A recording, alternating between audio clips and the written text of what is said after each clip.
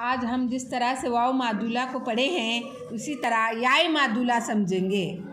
याय मादुला पहले हुर्फ में जम हो जाती है, उसे याय मादुला कहते हैं। यह लिखा जाता है मगर उसका तलफ़ुज़ अदा नहीं होता।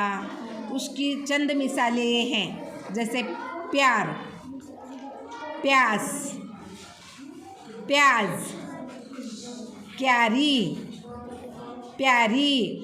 इसमें जो ये याय है वो पीछे वाले लफ्ज़ में क्या हो गया है, जम हो गया है, मिल गया है और अपनी अलहदा से आवाज़ नहीं निकालता, उसे याय मादुला कहते हैं।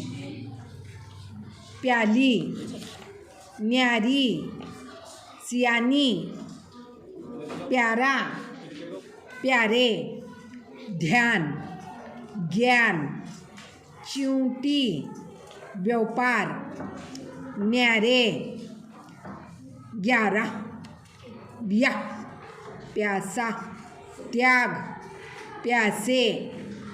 इसमें जो य का इस्तेमाल हुआ है उसे याय मादुला कहते हैं, क्योंकि वो अपना पूरा तलफ़ुज़ ज़ाहिर नहीं करता बल्कि उसके पहले वाले हुर्फ में जम हो जाता है, मिल जाता है और इस तरह से उसकी अदायगी होती है।